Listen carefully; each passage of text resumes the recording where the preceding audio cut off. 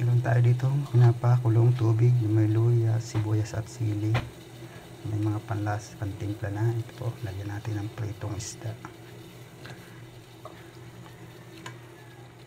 Po. Pritong isda. Yan po yung tira natin kaninang tanghali. Yan po. Kuloyin lang natin. Yan po, kumukulo na natin tubig saka isda kanina. Ipinirito. Lagyan natin ng talbos ng kamote. Yan po.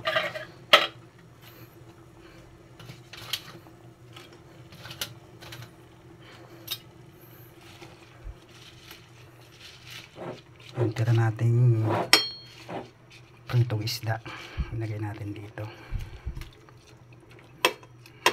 Lupog lang natin ng konti.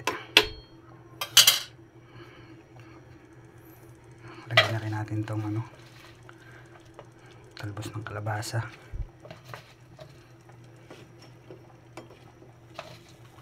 Hinimay na natin yan at tinugasan para magandang malinis siya, malinis. Ayan po. Timplado na yan.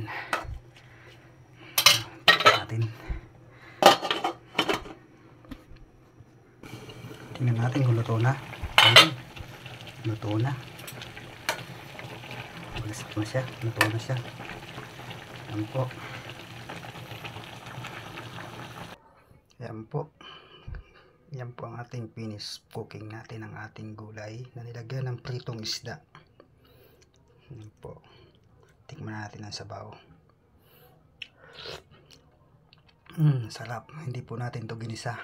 Parang nilaga lang ang ating mga gulay. Suabe. Yan po. Kain po tayo.